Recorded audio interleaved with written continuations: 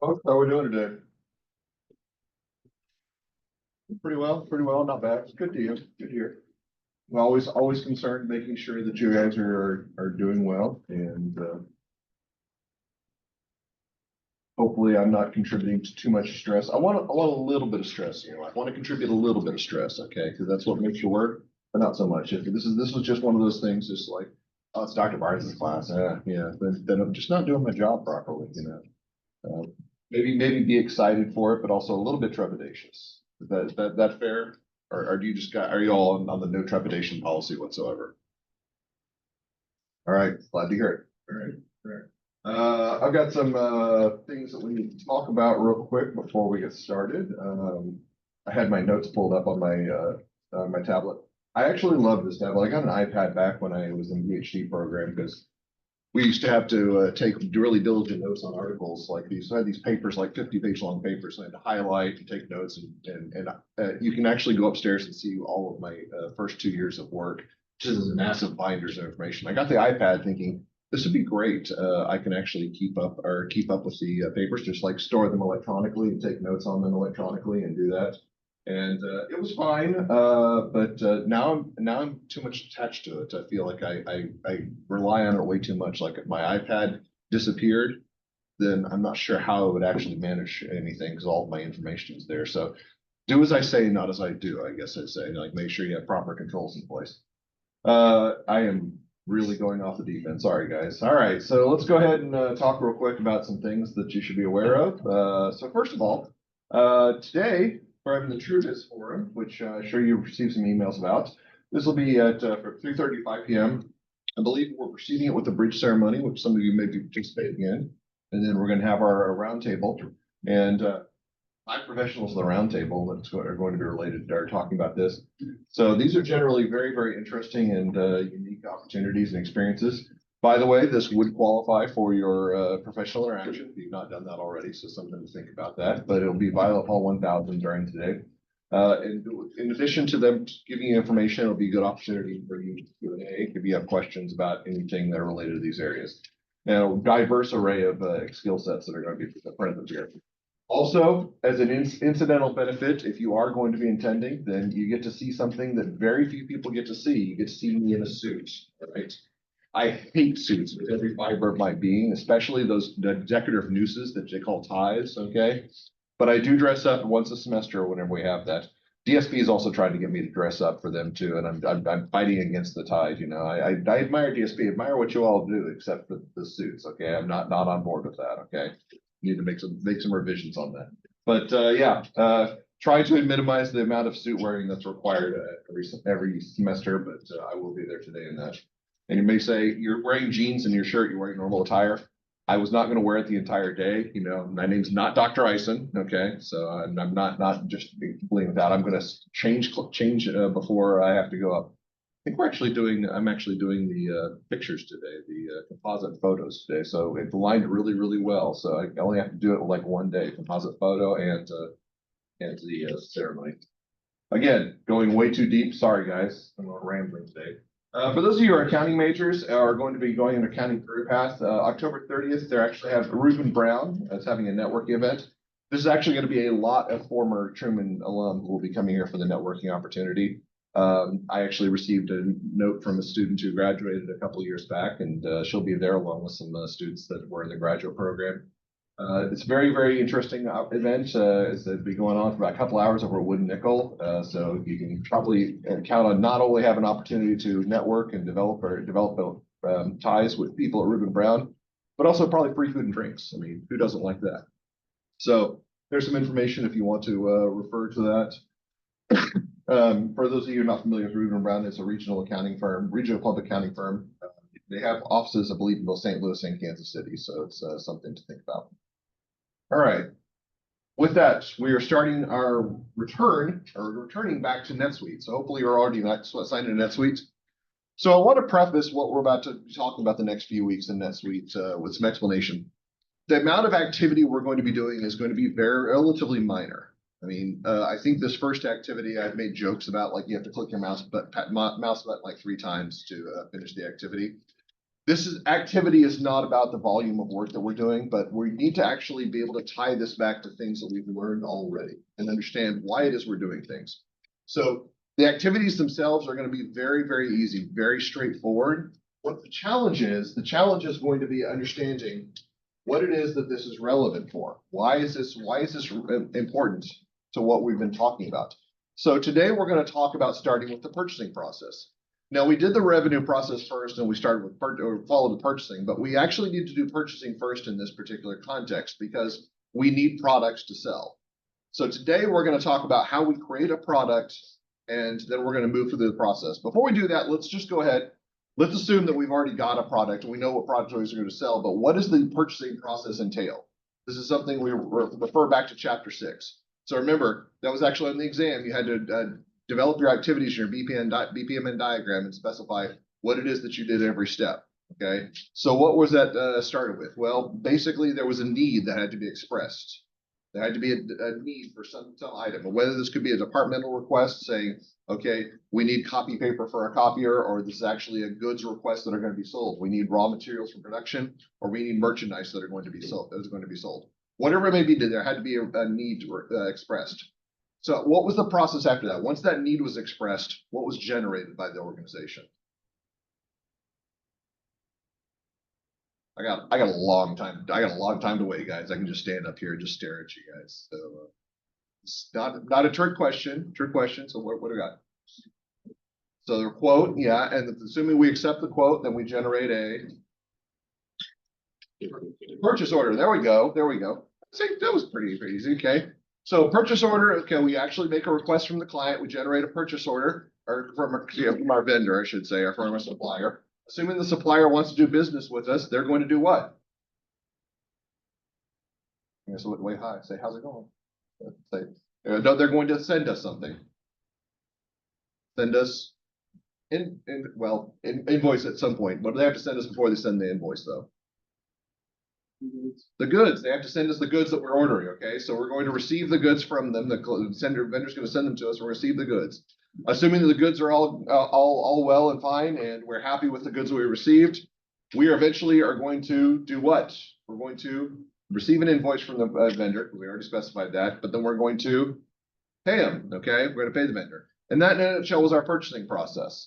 That's what we're going to be walking through. We're going to walk through each of these steps. Now, as we're going through these, I'm going to try to take special care to think about.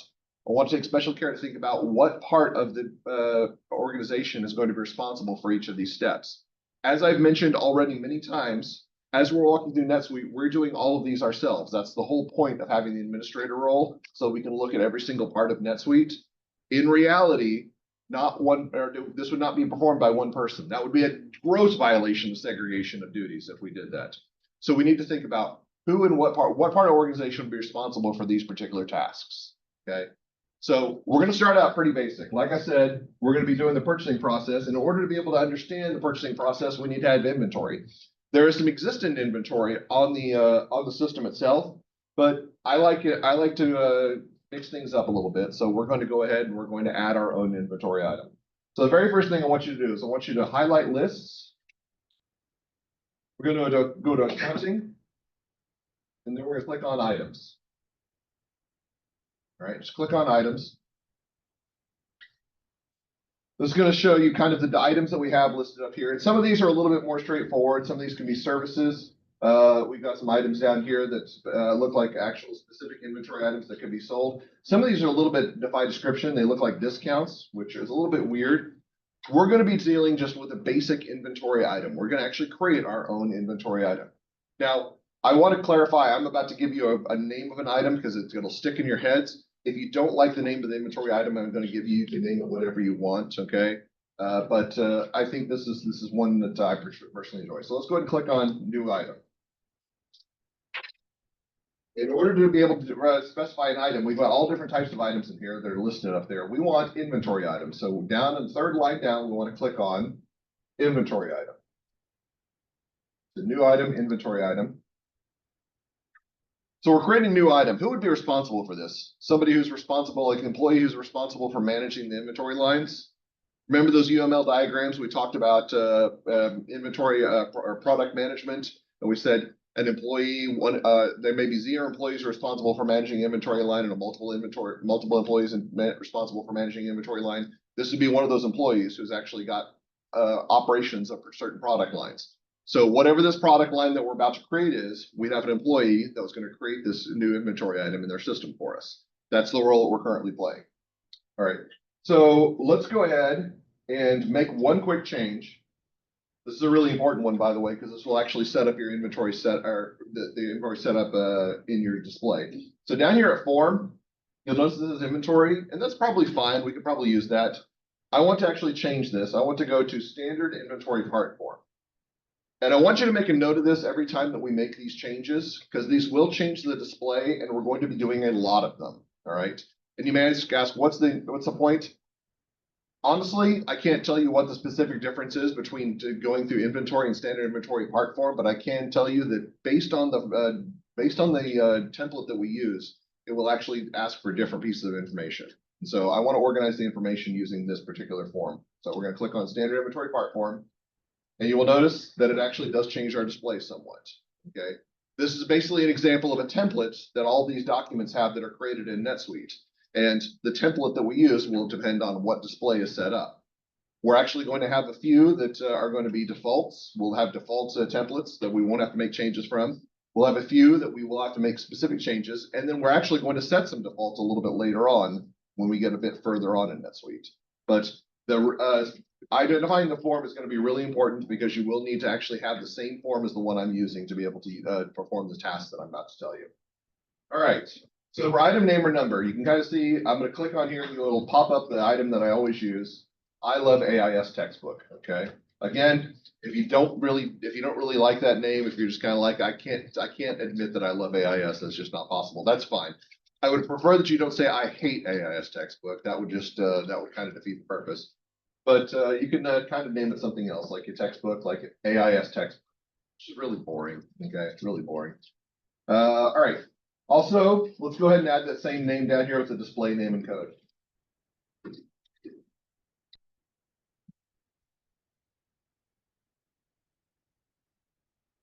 So whatever your item is, I'm going with my I love AIS textbook. Maybe I'll mix it up in the future, but I still love AIS, so I'm going to stick with it. All right. Down here in the classification under subsidiary, let's go ahead and scroll down and make sure that we specify parent company United States West. Again, this seems really, really innocuous. It doesn't seem like it'll make a big difference, but we do need to specify the subsidiary as well as organizations that do business with that subsidiary. So when it seems like I'm picking something at random, if I stop and say this is really important, like this, it's really important to do this because your system will, or your program will not work the way you want it to if you do not specify exactly the items that I'm specifying. Like if you say, I'm going to just do parent company, and then you try to specify later an organization that only does business through the West subsidiary, it won't actually pop up on your screen. You'll be missing something. So again, making sure that we're still operating United States West. All right, let's go ahead and we'll scroll down a little bit. And you'll notice that we're going to start with the purchasing inventory subtab. We've got 3 subtabs that we're going to be operating in. We're going to start with purchasing inventory. We're going to move to sales pricing and accounting, but we still have quite a bit to talk about under purchasing inventory. Okay. So with respect to purchasing, the purchasing inventory tab, let's go ahead and put a purchase description in here. I'm going to say, I love AIS, the memoirs of a Truman State business student.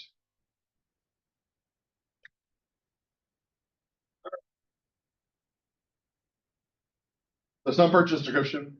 This is the purchase description I'm going with for our I Love AIS textbook.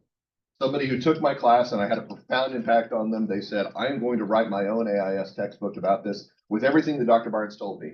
And then the entire world would know exactly how wrong I am on everything that I'm teaching you. Okay. But that was notwithstanding, let's just go ahead and we're going to stick with that purchase description. Let's go ahead and type in a purchase price. Let's do $14.99. Sounds like a good purchase price for a textbook. The only 2 items we actually needed to Only we need to change, so we need to add a purchase description, which you may want to copy and paste that because we're actually going to add that same purchase description under sales, but we'll get to that in just a second. And we'll change the purchase price to $14.99. All right, now we need to do some specifications so that we can actually get this item to us at some point. Let's go ahead and scroll down. And we're going to go way down from here. So we're starting up here with item cost detail. We're going to go all the way down to the locations, okay? And so preferred warehouse, obviously, we're going to operate out of US 1 because that's our West warehouse, US 1. The preferred warehouse, US 1.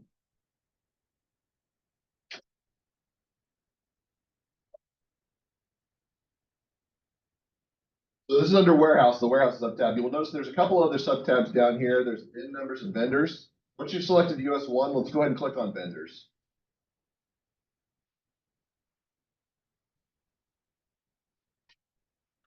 And now for this one right here, it doesn't particularly matter which vendor you select, although I do like, you do need to have one that's US West.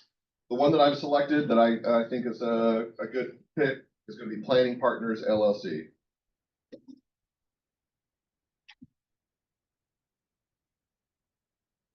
So let's go ahead and select them.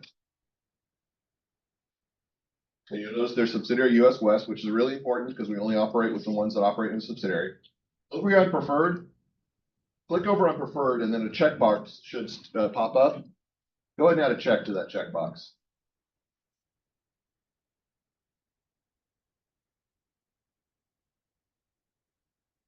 Now, real quick, we're going to click on add because this is going to be our vendor for this particular item. For our I Love AIS textbook, they'll be the vendor.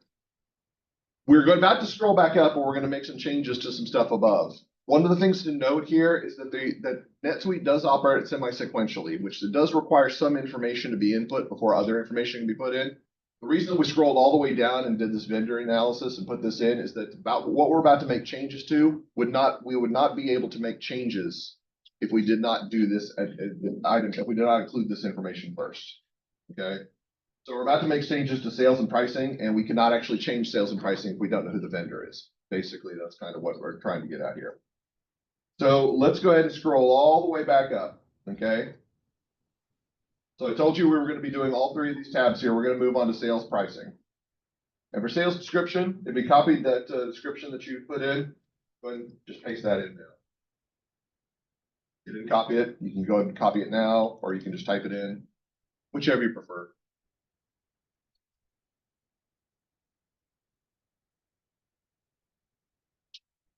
All right.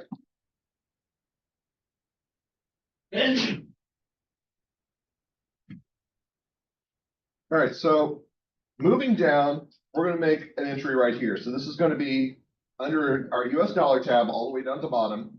Next to the first box next to base price, I want you to type in $29.99.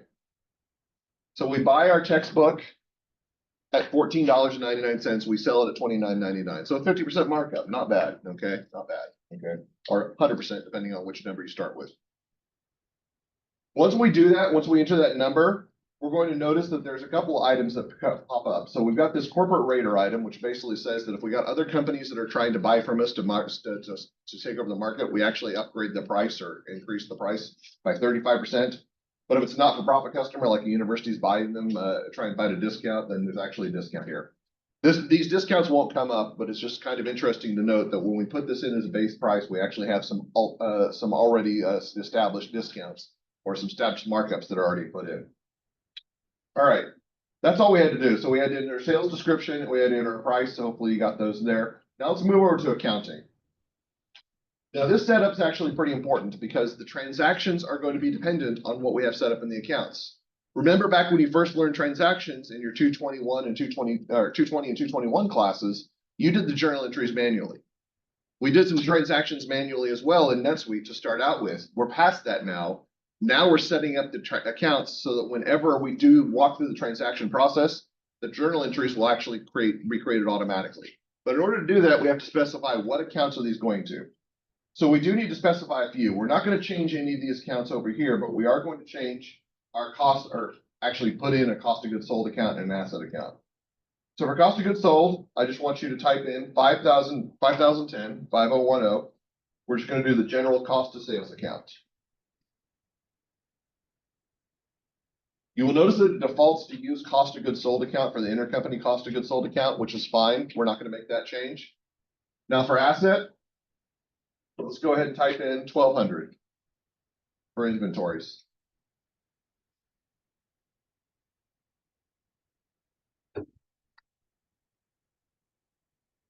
And then we're going to leave everything else the same, but we are going to make one other change. Okay, so first of all, just to reiterate, this seems like such a minor point. I know that you're typing in the information here. Again, the whole purpose of this is not the busy work. The whole purpose is to understand what exactly we're doing here. We are mapping out NetSuite for that when we create the transactions, that the transactions will be automatically going to those accounts. So when we buy inventory, we know that where the inventory is going to be going, it's going to be go to the inventory account. We know that when we sell the inventory, what cost of goods sold account we're going to be recognizing as part of that, and which revenue accounts will we map to. It's a really important step, and if we fail to do that, then basically we can't create the transactions within the system. So that's why we're taking the time to do this.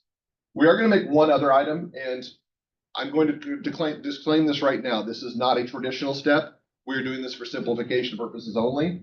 Under tax schedule, I want you to say non-taxable, which is basically saying that whenever we buy or sell this good, that there's not going to be tax associated with the transactions.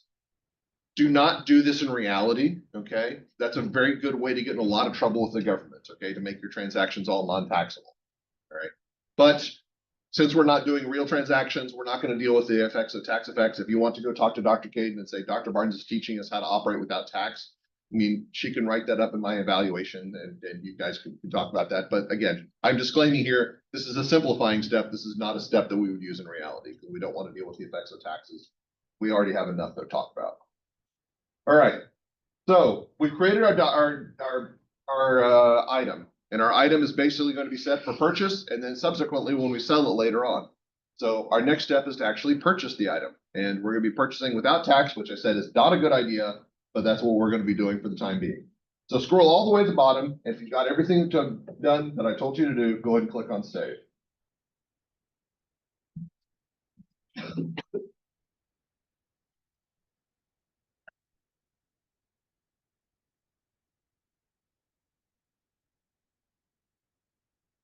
Your computer's operating a little bit faster than mine. I've found that the computer lab computers tend to operate more quickly than mine do, but mine's been done. We've actually got a product now that we can sell. We've got a product now that's in our inventory. All right, so our product is not in our inventory. It's basically listed as inventory item, but we do not actually have any inventory items left yet. So the next few steps are going to be obvious. We want to buy some of this inventory item. We want to receive this inventory item, and then once we received it, we want to pay for it, okay? We're going to do the first step today. We're going to talk about how do we actually order this item. So again, we're presuming that we know what the quote for the item is. We've actually put this into our system. So again, we were talking about the process. We said, what would the quote be for portraying this item? We actually have in our system, it's $14.99 to buy a copy of this textbook, which we're going to say, all right, I'm perfectly fine with that. I want to get 30 copies of this so I can sell this to Dr. Barnes' AIS class because they're just waiting for something to read, okay? Waiting for something to read in this class. So they're going to buy 30 copies for that specific purpose, and that's what we're going to be starting with. Say, how do we actually create the purchase? So now that we've got the quote, now that we're agreed to do business, we're going to send a purchase order to a supplier. Now, traditionally, the way this would work in a non-computerized system is you would write up a document and say, here's our purchase order, the number associated with it. NetSuite will do this for us. It will connect to the supplier system and will tell that we've got a request for a purchase, and we'll send that purchase order to them. We just have to create the purchase order. So let's do that. Let's do that step. We're going to go to transactions, purchases, enter purchase order. Transactions, purchases, enter purchase orders. I apologize, guys. I do need to do one thing real quick. We need to talk about something. So we are going to come back to this. And if you clicked on it, it's not a big deal, okay? This is not actually going to change anything. See what happens when I go here. I want to make sure that we can come back to this. I think it will create the purchase order, but we're going to grab it. I got so engaged in my conversation, I completely forgot an ancillary step. But I do want to, and this is actually not a step in creating the purchase order. But let's just go ahead and click cancel for the time being, because we don't want to create this purchase order just yet. All right, so we're back to the inventory item. I did want to talk about one thing, and to be fair, this is not a step that we absolutely had to do for purposes of creating our purchase order, but is a step I want to check because this is something that's going to reiterate a point in our process, okay?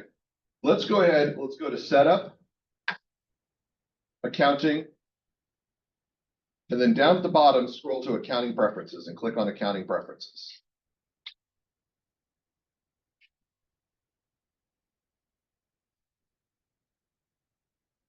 Promise we'll come back to the purchase order, but I did want to talk about this step before we create the purchase order. And again, we are not going to make any changes here. We're just checking something. At least I assume. I'm assuming everybody's system is going to be exactly the same as mine. So let's go ahead and click on the sub tab that says Order Management.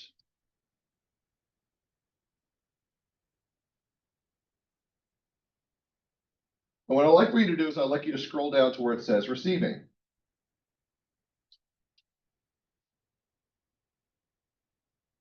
It'll be near the bottom of the screen. So you'll see it says Receiving. And this actually talks about our preferences related to receiving.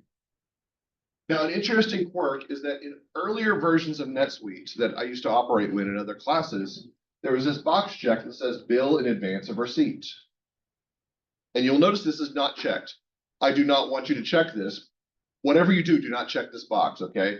Okay, unless you have to do like a bargain with somebody and say, okay, unless you lose a bet and you have to check this box, check it, then immediately uncheck it. Okay, we do not want this box checked. What does this box say?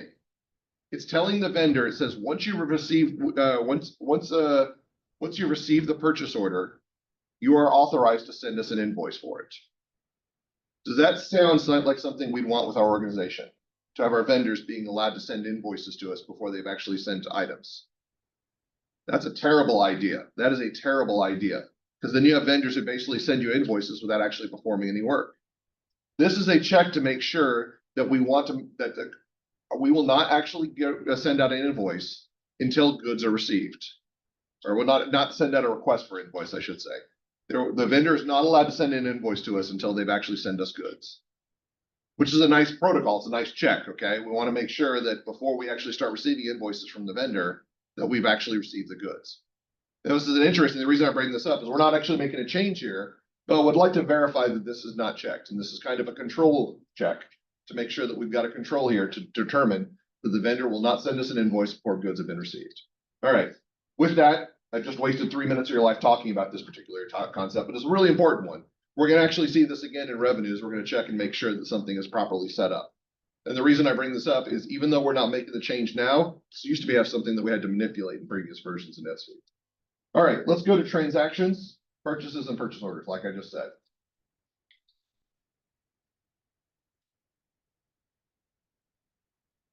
All right, we're going to go ahead and leave the form as purchase order. So you see this over here. We don't need to make a change here. So we can leave that set up. Now, interestingly enough, you'll notice it says purchase order to be generated. And this is an automated form number. This is an automated form number that NetSuite's creating. Do we think that this has to relate to controls in some way? Probably so. We probably have a sequential series of numbers. Why would we want a sequential series of numbers? Well, think about your checkbook, which I don't know. You may not even have a checkbook, but like presumably when you open your bank account, you got paper checks. Have you ever looked at those paper checks and looked at the numbers on there? What is the purpose of those sequential numbers? Why don't they just appear at random? Like 4, 23, high, 16. Why do we actually have a sequential numbers? 1, 2, 3, 4. So you can track and see what the sequence of your checks were written. So like say, for example, you see and you say, all right, check number 1 cleared, check number 2 cleared, check number 4 cleared. Well, what happened to check number 3? It's an interesting check for yourself to say, why did this check not clear? And you can follow up on it. Same is true for internal documents. Now, in the past, NetSuite allowed us to create our own numbers. It suggested a number, but it allowed us to create our own check numbers. In this particular setup, it specifies the numbers for us. And we're going to see that we'll actually assign a purchase order number for us, but we're not allowed to manipulate that at our current level, which is a good thing. We don't want to be able to manipulate those numbers. We want them to be sequential. All right. So vendor, what was their vendor name? We said Planning Partners, LLC. Okay. So it's going to take a second. It's going to try to read that. But once it actually does read it, it's going to say subsidiary United States West. It's going to specify which one it goes to. So hopefully, when you type in Planning Partners LLC, subsidiary auto-populates. Also, we need to verify location, which remember our location is US 1.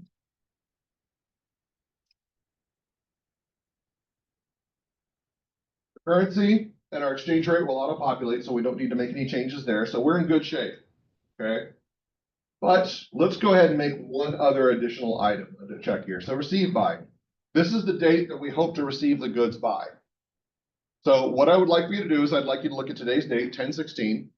Think about what the date will be 7 days from now when we actually meet and do the next part of our NetSuite assignment, which will be October 23rd. Now I want you to type in 10/23/24. Because that's the day we're going to receive the goods. All right. Now let's go down to the items. Let's go ahead and create our order.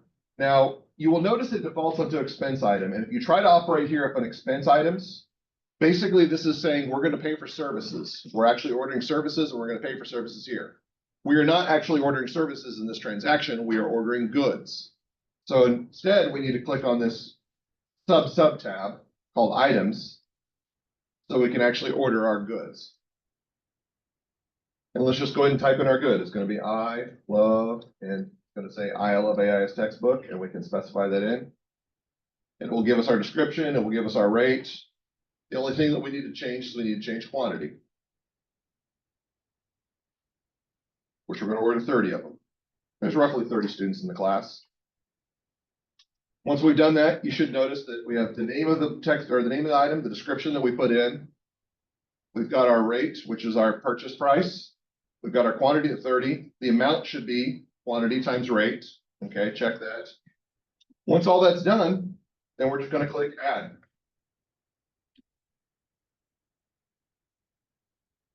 That's it. That's all we're going to order. However, let's just go ahead and real quick click on the shipping subtab. We're not going to make any changes here,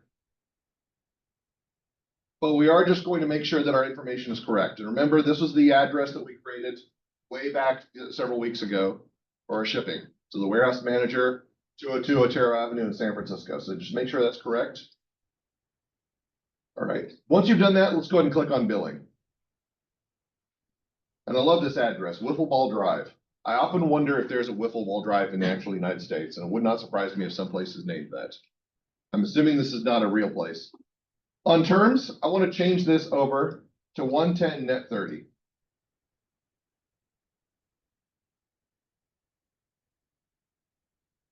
Now, we will be paying for this within 10 days. In fact, we'll be paying within 7 days, so we're going to make payments next week. All right. However, the reason I'm bringing this up is we want to check and see, does NetSuite actually account for this automatically? And the answer will be, fingers crossed, yes, it will. But we're going to actually throw this in here. We don't normally change terms that are always set, but we're going to do this just for purposes of checking to see that this actually gets captured within NetSuite. All right, so verify. We've ordered 30 units of this item, okay? 30 units of this I Love AIS textbook.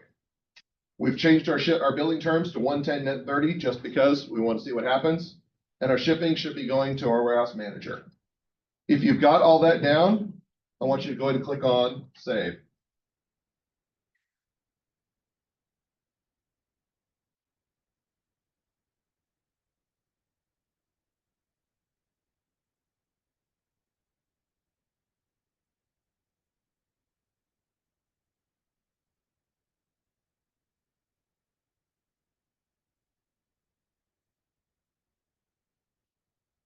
And wait, because your computer's slow. Or stare at the people intimidatingly, whichever you think it is, okay? Just trying to stare at you and intimidate you. I try not to be an intimidating person. Apparently I am, but I'm not trying to be. All right, so we got a purchase order. There's a confirmation. We have 2 steps left, okay? We have 2 steps left. So the first thing we're going to do is we're going to create your deliverable for this assignment, all right?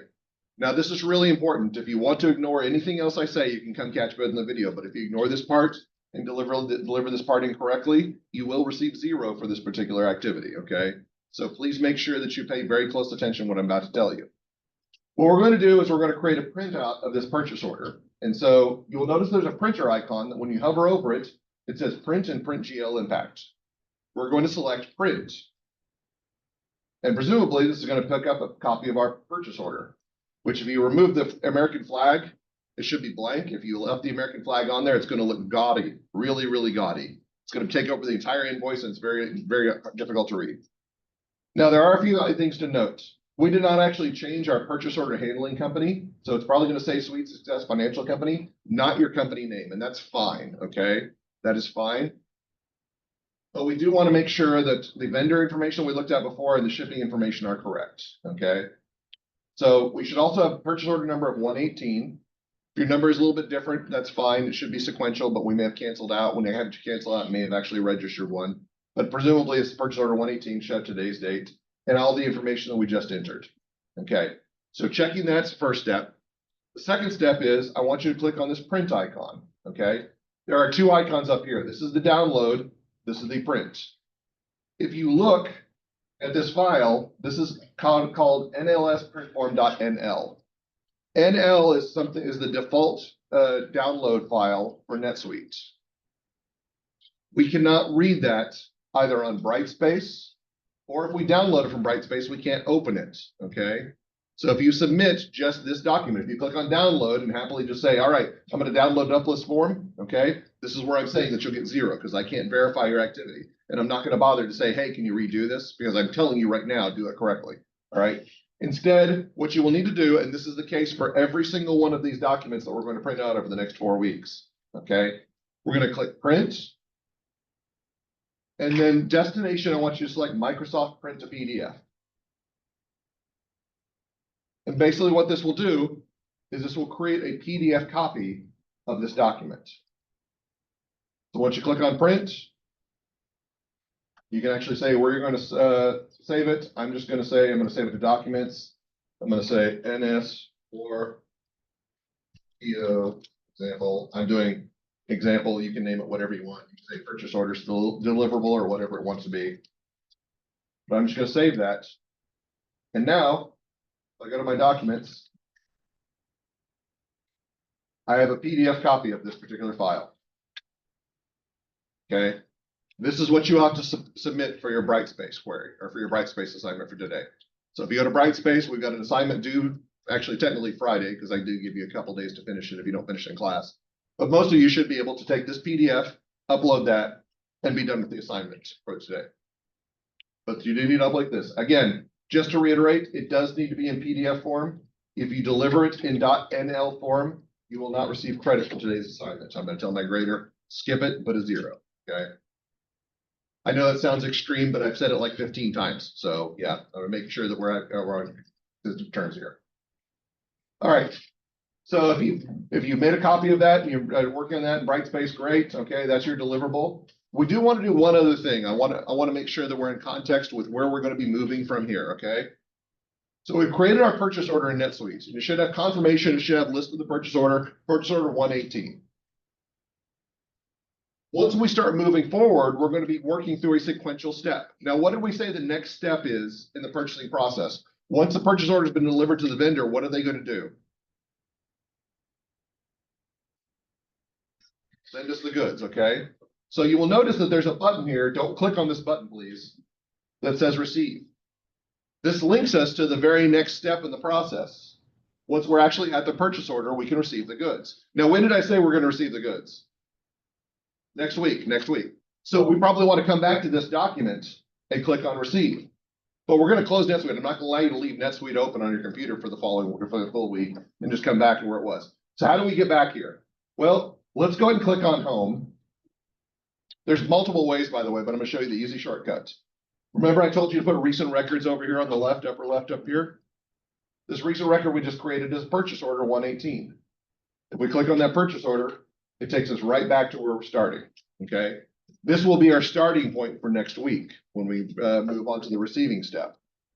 Now, again, we can walk through this in multiple ways, and I'll show you how to get back to this. I'll try to navigate back to this. We can actually just go back to our purchase orders and look at a list, but it's just much easier to work through a sequential step through home because that makes things so straightforward. So that's why I wanted to point that out. If you ever get lost and you're not sure where you're at, your best course of action in any of these processes is just to go to the home key and go back to recent records, and you'll find what you've been working on. That's why we put this up here. That's why it was so important as we sequence it the way we did. This is why this is one of the primary files in the home tab.